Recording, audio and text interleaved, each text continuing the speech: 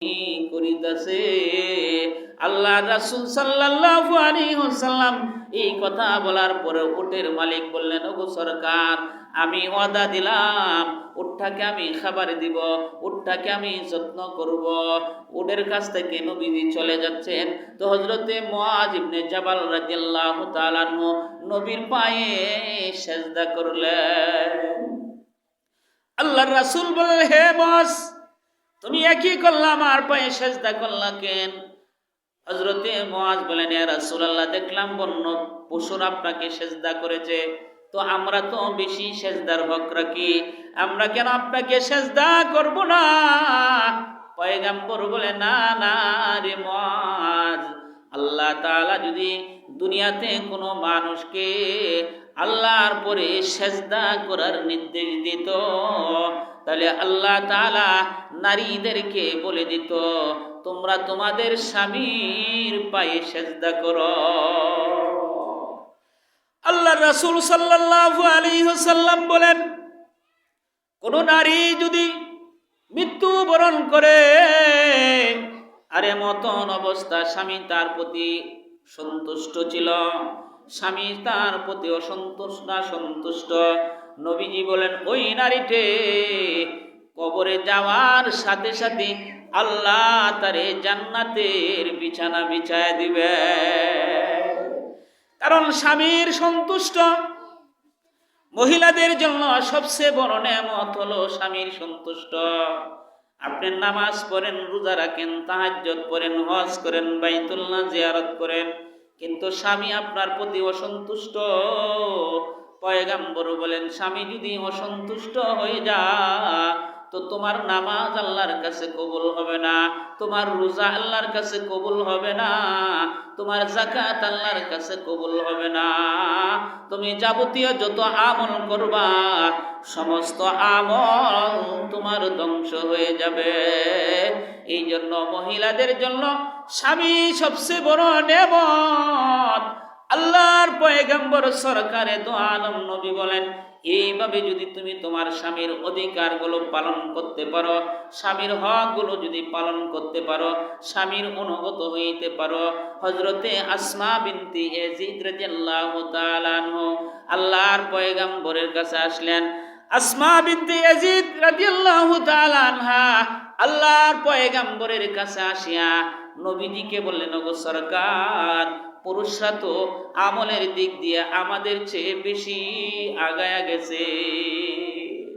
দেখেন, নারী আসলেন একজন, যে নারী বলতেছেন, ইয়া রাসূলুল্লাহ, পুরুষরা তো আমাদের চেয়ে সওয়াবের দিক দিয়ে আগায় গেছে, কিন্তু আমরা নারীরা তো পিছনে পড়ে রইলাম, আমরা তো পুরুষদের মতো সওয়াব অর্জন করতে পারি না। আল্লাহ রাসূল সাল্লাল্লাহু আলাইহি ওয়াসাল্লাম বললেন, কিভাবে পুরুষরা সওয়াবের দিকে আগে গেছে বলো? হযরতে আসমা রাদিয়াল্লাহু তাআলা আনহা বলেন, ইয়া রাসূলুল্লাহ, পুরুষরা এমন 7টা ইবাদত করে যে ইবাদতের মধ্যে আমরা শামিল হইতে পারি না, অন্য অন্য ইবাদতে আমরা শামিল হই, কিন্তু পুরুষরা এমন 7টা ইবাদত করে যে ইবাদতের মধ্যে আমরা শামিল হতে পারি না। তো পুরুষরা তো আমাদের চেয়ে সওয়াবের দিকে অগ্রে চলে যাইতাছে। পয়গম্বর সরকারে দো আলম নবীকে বলেন, ইয়া রাসূলুল্লাহ, 1 নম্বর হলো পুরুষরা জামাতে নামাজ আদায় করে। আপনারা বলেছেন গো, জামাতে নামাজ আদায় করলে 27 গুণ সওয়াব পায়। আমরা নারীরা তো জামাতে নামাজ আদায় করতে পারি না, তো আমরা তো এই 27 গুণ সওয়াবের থেকে বঞ্চিত হয়ে গেলাম। 2 নম্বর বলেন, ইয়া রাসূলুল্লাহ, পুরুষরা জুমার নামাজ অংশগ্রহণ করে, আমরা নারী মানুষ জুমার নামাজ অংশগ্রহণ করতে পারি না। আপনারা বলেছেন, কোন মানুষ জুমার দিন যদি প্রথম মসজিদে প্রথম এসে যায় তো আল্লাহ তাআলা তার আমলনামায় একটা উটের সওয়াব দান করে। একটা উট সদকা করলে যে পরিমাণ সওয়াব পায়, সেই পরিমাণ সওয়াব তার আমলনামা দেয়। ও আল্লাহর পয়গাম্বর, আমরা নারীরা তো এই সওয়াব থেকেও বঞ্চিত হয়ে গেলাম। 3 নম্বর বলেন, ইয়া রাসূলুল্লাহ, পুরুষ মানুষ অসুস্থ মানুষকে দেখতে পারে, কোনো বাধ্যবাধকতা নাই, কাহারো কাছে কোনো অনুমতি নিতে হয় না। আমাদের তো বাধ্যবাধকতা আছে, অসুস্থ মানুষকে দেখার জন্য আপনি বলেছেন কোনো মানুষ যদি কোনো অসুস্থ মানুষকে দেখার জন্য ঘর থেকে বের হয়ে যায়, তো আল্লাহ তাআলা তার আমলনামা সকাল থেকে সন্ধ্যা পর্যন্ত 70,000 ফেরেশতা তার জন্য দোয়া মাগফিরাত করে। ইয়া রাসূলুল্লাহ, এই যে পুরুষরা অসুস্থ মানুষ দেখিয়া এই সওয়াব অর্জন করে, আমরা দেহা থেকে বঞ্চিত। 4 নম্বর বলেন, ইয়া রাসূলুল্লাহ, ইয়া হাবিবাল্লাহ, পুরুষরা জানাজার নামাজে অংশগ্রহণ করতে পারে, আমরা তো জানাজা নামাজে অংশগ্রহণ করতে পারি না। আপনিই না বলেছেন গো, যদি কোনো মুসলমান ভাইয়ের জানাজার নামাজে অংশগ্রহণ করে, জানাজা পরে তো আল্লাহ 1 কেরাতের সওয়াব দান করে, যদি কবরস্থান পর্যন্ত যা দাফনের কাজ সমাপ্তি করে, তাহলে তাকে 2 কেরাতের সওয়াব দান করে, অর্থাৎ 2 কেরাত মানে 2 উহুদ পাহাড়ের সমপরিমাণ সওয়াব তার আমলনামা দান করে। ইয়া রাসূলুল্লাহ, এই সওয়াব থেকে তো আমরা নারীরা বঞ্চিত হয়ে গেলাম, জানাজার নামাজ আমরা অংশগ্রহণ করতে পারি না। 5 নম্বরে, ইয়া রাসূলুল্লাহ, পুরুষরা হজ করতে পারে, কোনো বাধ্যবাধকতা নাই, আমাদের হজ করলে মুহরিম পুরুষ লাগে, তাছাড়া আমরা হজ করতে পারি না, উমরা করতে পারি না। 7 নম্বর বলেন, ইয়া রাসূলুল্লাহ, পুরুষরা যুদ্ধের ময়দানে যুদ্ধ করিয়া শাহাদত বরণ করতে পারে, আমরা নারী মানুষ যুদ্ধের ময়দানে ইচ্ছা করলেই যাইতে পারি না। ওই যে 7টা আমল, এই 7টা আমল তো পুরুষরা আমাদের চেয়ে আগিয়ে গেছে। আল্লাহর রাসূলের কাছে যখন এই কথাটি হযরতে আসমা রাদিয়াল্লাহু তাআলা আনহা বলতেছিলেন, নবীজি সাহাবীদের দিকে দৃষ্টি করে বলেন, ও সাহাবায়ে কেরাম, দেখো দেখো, শুনেছ আসমা কত সুন্দর চমৎকার প্রশ্ন করেছে। আল্লাহর রাসূল সাহাবায়ে কেরাম বলেন, সরকার, মহিলা এত সুন্দর প্রশ্ন করতে পারবে, মহিলা আখিরাতের জন্য এত ফিকির, দুনিয়ার মহিলারা তো স্বাভাবিকভাবে দুনিয়ার দান্দা থাকে, কিভাবে ঘরটা আমার সাজানো যায়, কিভাবে আমার সুকেজগুলো সাজানো যায়, মহিলারা তো দুনিয়ার দান্দায় ব্যস্ত থাকে, আখিরাতের ফিকির তো মহিলাদের মধ্যে কম থাকে। কিন্তু ওই আসমার এত সুন্দর ফিকির, এত সুন্দর ফিকির, এত সুন্দর প্রশ্ন মহিলা মানুষ করতে পারবে, আমি কোনোদিন, আমরা সাহাবারা কোনোদিন আমরা চিন্তা করি না। আল্লাহর রাসূল সাল্লাল্লাহু আলাইহি সাল্লামের এই কথা বলার সাথে সাথেই নবীজি বলেন, আসমা, চিন্তা করো না রে আসমা, তুমি মনে করেছো পুরুষরা সওয়াবের দিকে আগিয়ে গেছে, না না রে আসমা, তুমি বড় পেরেশানি করিতেছ যে পুরুষরা সওয়াবের দিকে অগ্রে চলে যায়, আমরা নারী মানুষ তো সওয়াবের দিকে পিছনে রইলাম। এ মা বোনরা দেখেন কত সুন্দর চিন্তা আসমা রাদিয়াল্লাহু তাআলা আনহা। আমাদের তো এমন চিন্তা নাই, আমাদের তো আখিরাতের চিন্তা নাই, আমাদের পরকালের চিন্তা নাই, আমরা পরকালে কি নিয়ে যাইব ওই চিন্তা আমাদের নাই। আল্লাহর পয়গম্বর বলেন, ওরে আসমা, পুরুষরা 7টা ইবাদত করে, এই ইবাদতের মধ্যে তুমি যদি একটা ইবাদত করতে পারো রে আসমা, পুরুষরা 7টা ইবাদত করিয়া যে পরিমাণ সওয়াব অর্জন করবে, তুমি যদি একটা করতে পারো রে আসমা, তাহলে ওই 7টার সওয়াব তুমি একটার ভিতরেই পাইবা। আল্লাহর পয়গম্বর হযরত আসমাকে বলে, আসমা একটাই আমল তুমি করবা, স্বামীর অনুগত হয়ে যাইবা, স্বামীর ইতাআত করবা, স্বামীর কথা মতো চলবা।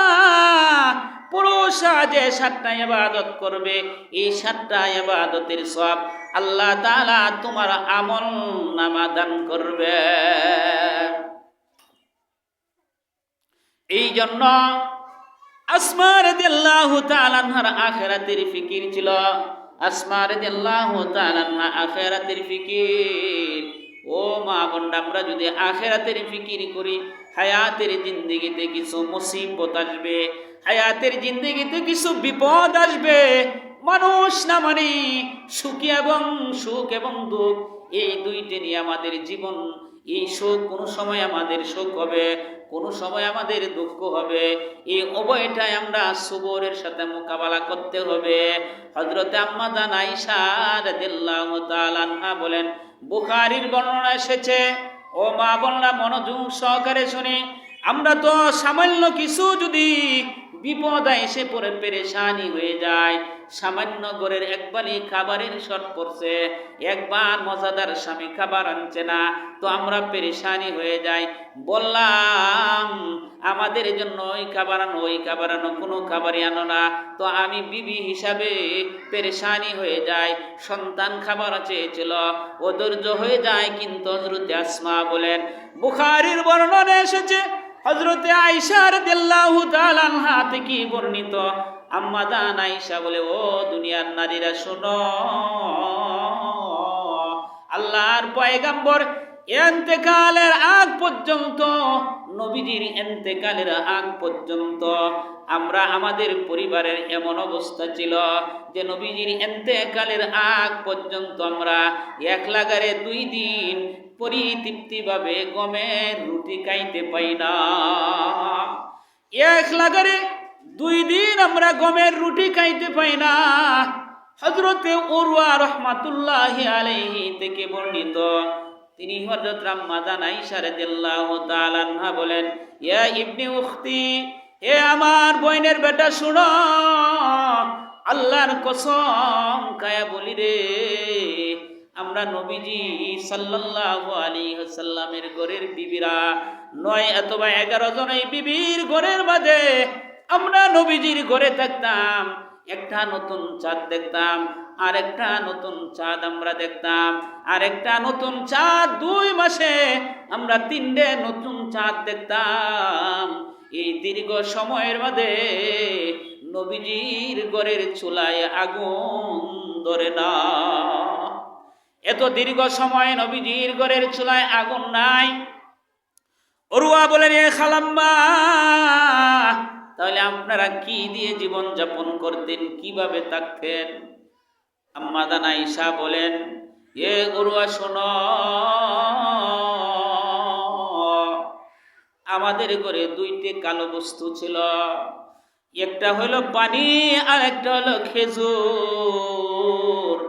আমরা মাসের মাস আমাদের ঘরে চুলায় আগুন ধরতো না, মাসের মাস আমরা ওই পানি আর খেজুর খায়ে থাকতাম। প্রতিবেশীর বাড়ি ছিল আনসারদের, ওই প্রতিবেশী আনসারদের বাড়ি থেকে আমাদের জন্য কিছু দুধ হাদিয়া পাঠাইতো নবীজির জন্য। আল্লাহর পয়গম্বর ওই দুধগুলো খাইতেন, আমাদেরকেও মাঝে মাঝে পান করাইতেন। এই দীর্ঘ সময় নবীজির ঘরে চুলায় আগুন ধরে না। তোমার আমার নবী এমন যে নবীজি কোনোদিন পাতলা রুটি আহরণ করে না। হযরতে নোমান ইবনে বশীর রাদিয়াল্লাহু তাআলা আনহু বলেন, আল্লাহর পয়গম্বরের জীবন এমন ছিল যে নবীজি নিকৃষ্ট খেজুর পর্যন্ত খেতে পাইতেন না। ও মা বোনরা, চিন্তা করে দেখেন নবীজির বিবিরা কি পরিমাণ মেহনত করেছে, আজকে তারা জান্নাতি হয়েছে। জান্নাতি নারী হওয়ার জন্য দুনিয়াতে মেহনত করতে হবে মা। জান্নাতি নারী হইলে হযরতে ফাতেমা জান্নাতের সর্দারানী আমরা সবাই জানি। তার জীবনে কত কষ্ট করেছে, নিজের হাতে কাজ করেছে, নিজের হাতে আটাগুলো পিষেছে, নিজে কাঁধে করে করে পানি আনছে, নিজের ঘরের কাজ নিজের হাতে করত। কাজ করতে করতে হাতের মধ্যে কর হয়ে গেছে। নবীজির দরবারে কিছু গোলাম বান্দি যুদ্ধের ময়দান থেকে এসেছে। হযরতে ফাতেমা চলে গেলেন বাবার বাড়িতে একটা বাদী আনার জন্য, যেন কাজের সহযোগিতা হয়। মুসলিম শরীফের বর্ণনায় এসেছে ফাতেমা বড় লাজুক মানুষ ছিল। নবীজি গোলাম বাদী বন্টন করিতেছে। গোলাম বান্দি যখন বন্টন করতেছিল, ফাতেমা তার বাবার কাছে কিভাবে বলবে, এই জন্য তার মা মাদান আয়েশার কাছে বলে আসছে, মা গো, আমি বাবার কাছে চেয়েছিলাম একটা বাদীর জন্য, কারণ নিজের হাতে কাজ করে বড় কষ্ট হয়। বাবার কাছে অসংখ্য বাদী গোলাম এসেছে, বাবাকে বলবেন আমাকে যেন একটা বাদী দেওয়ার জন্য, আমার ঘরের কাজের সহযোগিতার জন্য। হযরতে ফাতেমা তার আম্মা জান আয়েশার কাছে কথা বলিয়া যখন চলে যা, নবীজি যখন হুজরার ভিতরে প্রবেশ করলেন, তো হযরত আম্মা জান আয়েশা বললেন, আপনার কলিজার টুকরা ফাতেমা এসেছিল, ফাতেমা এসেছিল, আপনার কলিজার টুকরা ফাতেমা এসেছিল। কি জন্য? যে একটা খাদেম চাওয়ার জন্য এসেছিল, একটা খাদেমের জন্য এসেছিল। নিজে কাজ করতে বড় কষ্ট হয়। এই কথা শোনার সাথে সাথে আল্লাহর পয়গম্বর ফাতেমার বাড়িতে চলে যা, ফাতেমাকে ডাক দিয়া বলে, ওরে মা। হযরত আলী রাদিয়াল্লাহু তাআলা আনহু বলেন, আমরা শুয়েছিলাম, এমন অবস্থা পয়গম্বর যখন আমাদের রুমে আসলেন, আমি আলী উঠতে চাইলাম, নবী বলেন না না শুয়ে থাকো।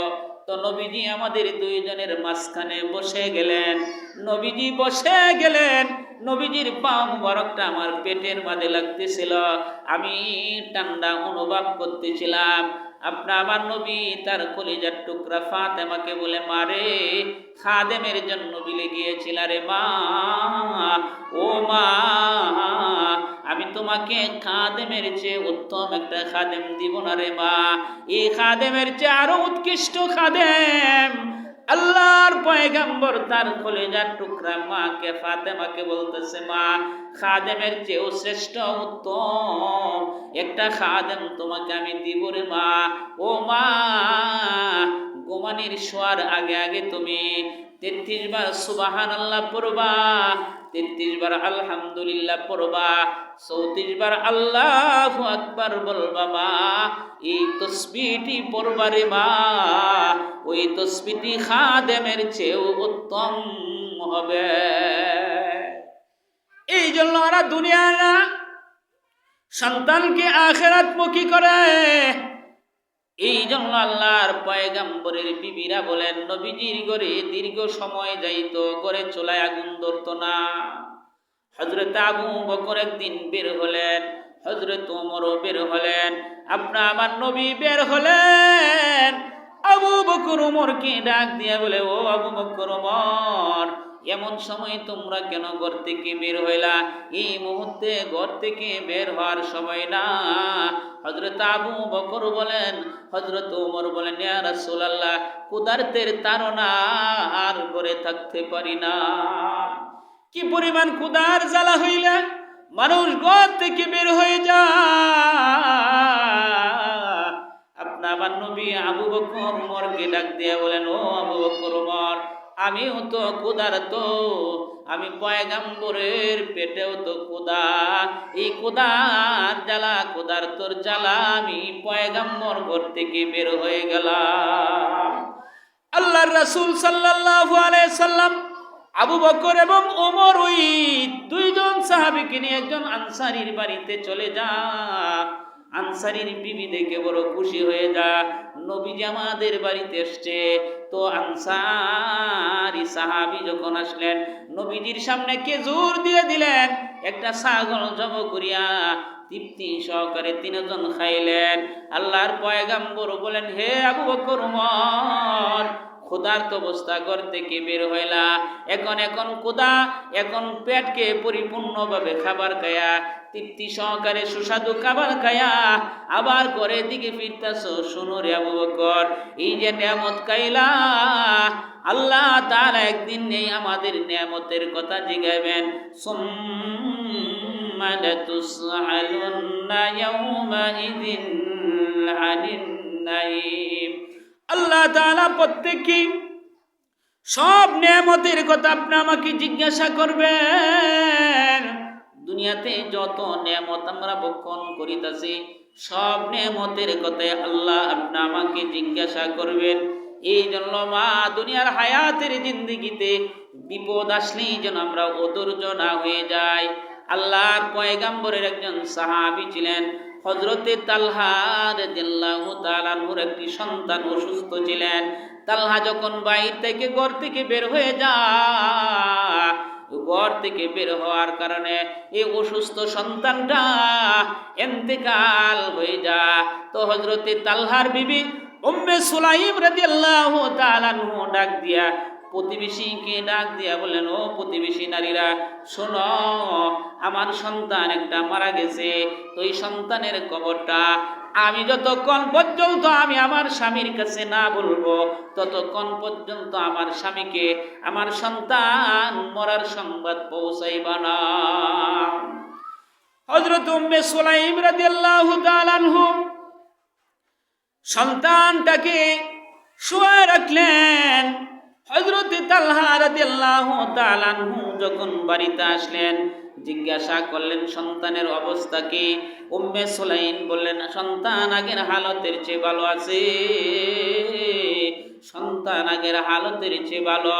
এই কথা যখন শুনলেন, হাদিস শরীফে মধ্যে এসেছে হযরতে আসমা স্বামীকে আনন্দ দেওয়ার জন্য, স্বামীর মন যেন পেরেশানি না হয়, হযরত আসমা চিরুনি হাতে নিয়েন, আয়না হাতে নিয়া চিরুনি হাতে নিলেন, নিয়ে চুলগুলো আশ্রাইতে লাগলেন, সুন্দর পরিপাটি হইতে লাগলেন, সুন্দরভাবে সাজসজ্জা করতে লাগলেন।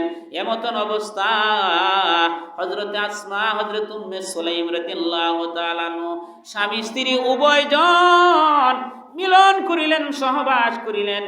সহবাস করার পর স্বামীকে ডাক দিয়ে বলেন, ও আমার স্বামী শোনো, আল্লাহ তাআলা যদি, এ স্বামী শোনো, কোনো জিনিস, কোনো মানুষ যদি তোমার কাছে কোনো জিনিস আমানত রাখে, তাইলে আমানতকৃত জিনিসটি তুমি দিবা না রেখে দিবা। না, কোনো মানুষ যদি আমানত রাখে, তাহলে আমানতের জিনিসটা তো তাকে দিয়ে দিতে হবে। হযরত আসমা বলেন, স্বামী, হযরত উম্মে সুলাইম ডাক দিয়ে বলেন, স্বামী আমার কলিজার টুকরা সন্তান মারা গিয়েছিল, সমাজ কথাটা আপনার কাছে বলি না। ও স্বামী, আল্লাহর দেওয়া আমানত সন্তান আল্লাহ তাআলা নিয়ে গেছে, বিদায় তার দাফনের কার্যক্রম করেন, তাকে দাফন দেওয়ার জন্য রেডি হন, তাকে গোসল করানোর জন্য। আসমা উম্মে সুলাইম যখন এই কথা বললেন, উম্মে সুলাইমের স্বামী রাগান্বিত হয়ে আল্লাহর পয়গম্বরের দরবারে যখন চলে গেলেন, আল্লাহর পয়গম্বরকে বললেন, ইয়া রাসূলুল্লাহ, আমার সন্তান মরে গেছে, কিন্তু আমার বিবি উম্মে সুলাইমান কিছুই বলে না। আমার সন্তান মরার পরেও সে কোনো কিছু বলে নাই। রাসূল সাল্লাল্লাহু আলাইহি সাল্লাম বলেন, তাহলে তুমি তোমার বিবির সাথে কি আজকে মিলন ঘটাইছো? জি। আল্লাহর রাসূল বলেন, আল্লাহ তুমি তালহার ওই মিলনের মধ্যে বরকত দান করো। নবীজি দোয়া করে দিলেন, হযরত উম্মে সুলাইম গর্ভবতী হয়ে গেলেন। আল্লাহ তাআলা পরে একটা ছেলে সন্তান দিলেন। সবর করার কারণে ওই ছেলে সন্তানের ঘর থেকে 9টা বা 12টা সন্তান হয়েছিল। প্রত্যেকটি সন্তান, ওরে মা, কোরআনের হাফেজা হয়েছিল। প্রত্যেকটি সন্তান কোরআনের পণ্ডিত্যতা লাভ করেছিল। এই জন্য হায়াতে জিন্দেগিতে যখন বিপদ বালা মুসিবত আসবে, তো আমি আপনি যদি ধৈর্য ধারণ করতে পারি, আল্লাহর রাসূলের ঘরে এত লম্বা সময় ক্ষুধার্ত থাকতেন, কিন্তু বিবেরা কোনো সময় কোনো দিন অভিযোগ করতেন না, কোনো অভিযোগ নাই। এই জন্যই পয়গম্বর সরকারে দো আলম নবী বলেন, নেককার নারী হওয়ার জন্য 4টে গুণ লাগবে। বলতেছিলাম নেককার নারী হওয়ার জন্য 4 গুণ। এক গুণ হলো স্বামী যখন আদেশ করব, স্বামীর ওই বৈধ আদেশগুলো সে পালন করবে। স্বামী যখন কোনো বিষয়ে আদেশ দিব, সেই আদেশগুলো পালন করব। 2 নম্বর সরকারে দো আলম নবী বলেন, নেককার নারীর 2 নম্বর আলামত হলো স্বামীকে আনন্দ দিবে।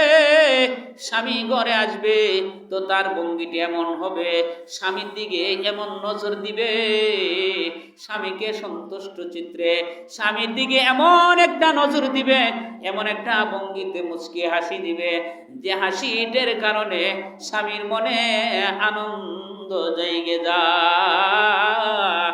স্বামীর আল্লাহর পয়গম্বর বলেন ওইটা হলো নেককার নারীর আলামত।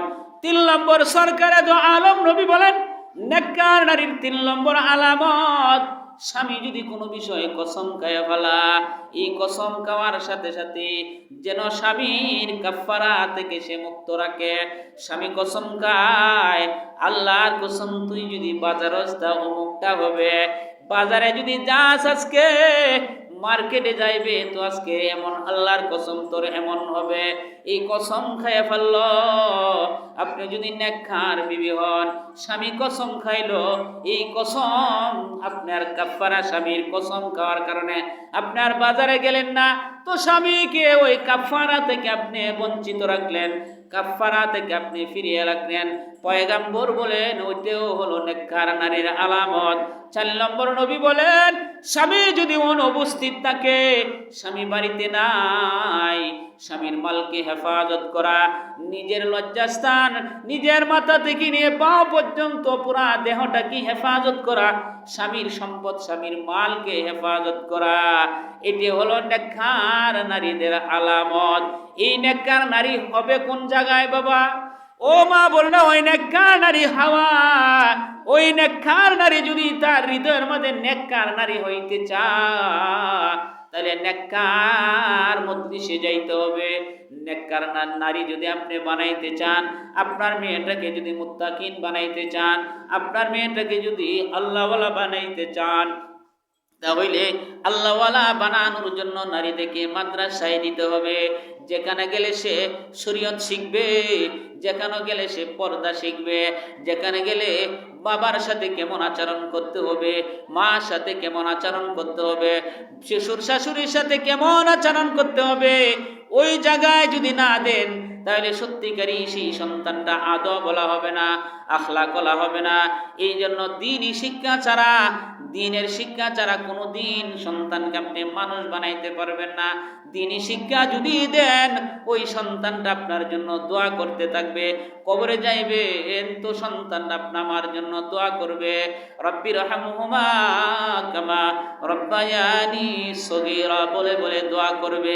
সন্তান আপনার কাছে, এই সন্তানটা মরার পর আপনার শিয়রে বসে বসে কবরে গিয়া যদি 3 বার সূরা ইখলাস পাঠ করে, আল্লাহর পয়গম্বর বলেন কোন মানুষ যদি তার কবরের পাশে গিয়ে সূরা ইখলাস 3 বার পাঠ করে, তো আল্লাহ তাআলা তার কবরের মধ্যে এক কোরআন খতমের সওয়াব আল্লাহ দান করবে।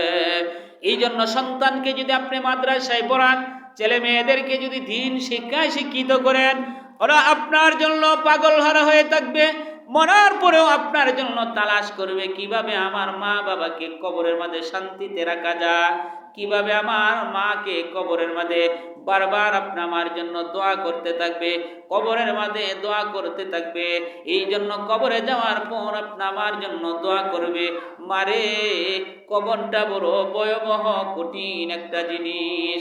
এই কবর থেকে বাঁচার জন্য দুনিয়াতে আমল ছাড়া আমাদের আর কোনো গতি নাই। কবরের মধ্যে যখন আপনি যাবেন, পয়গম্বর সরকারে দো আলম নবী বলেন, হযরতে মুআয ইবনে জাবাল থেকে বর্ণিত এবং বারা ইবনে আজিব রাদিয়াল্লাহু তাআলা আনহু থেকে বর্ণিত রওয়ায়াত, আল্লাহর পয়গম্বর সরকারে দো আলম নবী বলেন, মানুষ যখন মৃত্যুবরণ করার পর দুইজন ফেরেশতা আসিয়া তাকে উঠে বসানোর পরে তাকে প্রশ্ন করে, মান রাব্বুকা, তোমার রব কে? যদি হায়াতের জিন্দেগিতে রবের কাজ আমরা করে যাই, নামাজ পড়ি, রোজা রাখি, শরীয়ত মোতাবেক যদি থাকতে পারি, তাহলে সেখানে আমি আমার রবের পরিচয় দিতে পারবো, বলতে পারবো রব্বি আল্লাহ, আমার রব হচ্ছে আল্লাহ। আবার প্রশ্ন করবে ফেরেশতারা, তোমার ধর্ম কি? যদি আমি বলতে পারি দ্বীন ইসলাম, যদি ধর্মের মধ্যে থাকি, শরীয়ত মোতাবেক যদি আমি আমার জীবনটাকে পরিচালনা করি রে মা, তাহলে সেনে বলতে পারবো আমার ধর্মে হচ্ছে ইসলাম। আপনি আমাকে জিজ্ঞাসা করবে, মা হাযার রাজুল আল্লাযী বুইসু ফীকুম, ওই যে লোকটা দেখা যায়, যে লোকটাকে তোমাদের কাছে নবী হিসাবে পাঠানো হয়েছিল, কে? তখন বলবে তিনি হলেন মুহাম্মাদুর রাসূলুল্লাহ। যদি সত্যিকারই আমি আপনি রাসূল করিম সাল্লাল্লাহু আলাইহি সাল্লামের সুন্নাহ অনুযায়ী জীবন যাপন করি, তখনই আমি বলতে পারবো তিনি আমাদের নবী। এই কথা যখন আপনি সঠিক উত্তর দিয়ে দিবেন, সঠিক উত্তর দেওয়ার সাথে সাথে আকাশ থেকে আওয়াজ আসবে, আন সাদাকা আবদি, আমার বান্দা বান্দি সত্য বলেছে। এ ফেরেশতারা, আমার বান্দা বান্দি সত্যই বলেছে, বিদায় তার কবরের মধ্যে জান্নাতের বিছানা বিছায়া দাও, তাকে জান্নাতের পোশাক পরায় দাও, জান্নাতের দরজা খুলিয়া দাও, জান্নাত থেকে মনোরম বাতাস আসতে থাকবে, এমন শান্তিতে সে ঘুমিয়ে থাকবে। পয়গম্বর বলেন তার কবরটা এমন প্রশস্ত হবে, চোখের দৃষ্টি যত দূর যাবে ডান দিকে বাম দিকে এই পরিমাণ চতুর্পাশে কবরটা প্রশস্ত হয়ে যাবে। পয়গম্বর বলেন সে এমন ভাবে ঘুমাইবে, ইসরাঈল আলাইহিস সালাম সিংহায় ফু না দেওয়ার আগ পর্যন্ত তার চোখের ঘুম ভাঙবে না। অপরদিকে ও মা বোনেরা, আমার অপর